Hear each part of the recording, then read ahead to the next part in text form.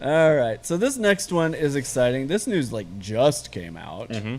Hype. So it's a new yeast from White Labs. It's WLP 077. It's a yeast blend. Uh-huh. So it's not technically a new yeast, but it is a yeast blend with new intentions, right? So the last time on the show, we were talking about thiolized yeasts.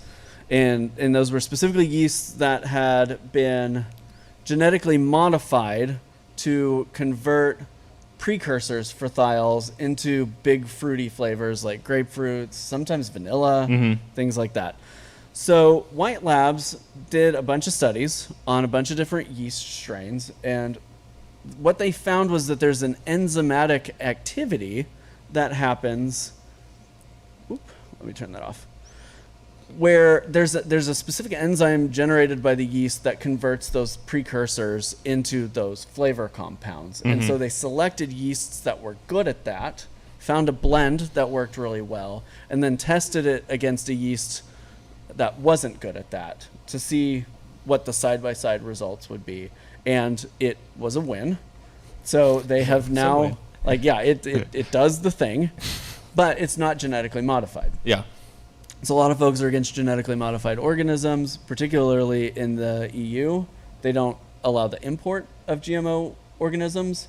And so what the real news of this is that since this is just a yeast blend, nothing has been done in a lab to create it. It's just blending different strains together to get this product.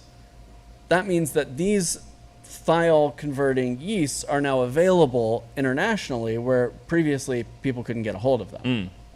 So like Cosmic Punch, for example, you can't get in Europe, but you should be able to get this yeast because it's not GMO. Yeah. So that unleashes the world of IPAs, like new IPA knowledge. Just what we need. We need more IPAs. We don't have enough of them. I mean, that's what I believe.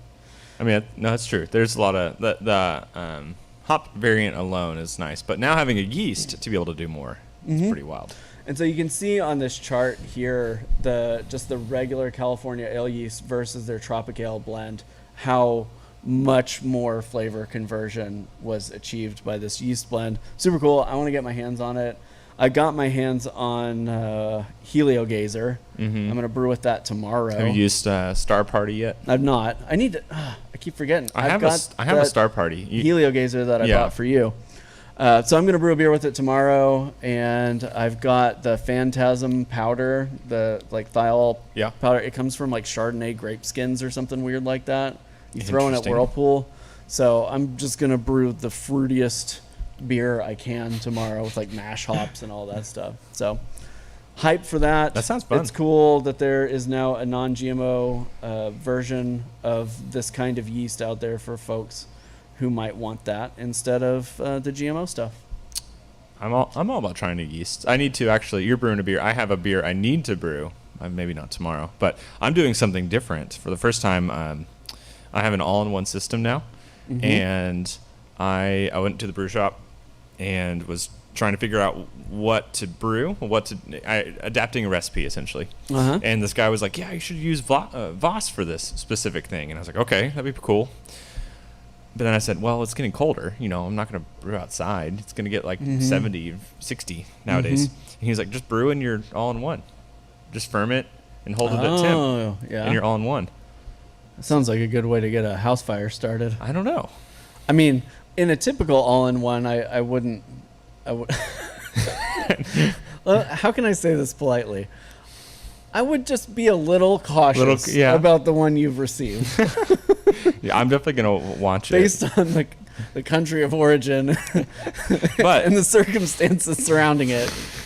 Leaving it plugged in for 2 weeks might not be the best idea. Maybe so. I might try it, though. I'm thinking about trying it. We're going to see. I mean, you do you, man. Well, hopefully nothing lights on fire in my house. All right. This one's all you.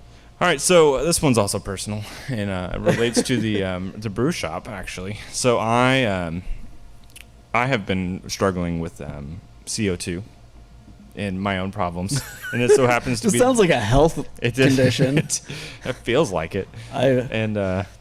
Do you suffer from CO2 problems? You may be entitled to compensation. There you go. There's your little reverb to help you out there. Thank you. Appreciate that. So, turns out my problem is the world's problem right now, or UK's problem, in that this says UK facing beer shortages as key carbon dioxide producer pauses operations. So essentially, the availability of CO2 is causing less beer to be produced, and not great situation for beer lovers in the UK right now.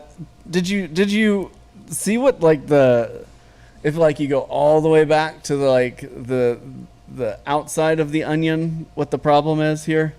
I don't think so. It has to do with the production of ammonia fertilizer. Yeah. So they're producing less fertilizer, the byproduct being CO2. And so, yeah, that is less fertilizer means less CO2, which means less beer. In the UK specifically. I don't know. It's weird. So my problem was it's a weird world we live in. I had a leak in my CO2 tank. Now, of course, we're not having a shortage here, but I went to the Learn to Brew shop here probably 3 times in the course of 2 weeks to refill a tank, and I'm sure those guys were tired of me by the end of it because they wanted me to fix my problem, so I wouldn't keep coming in.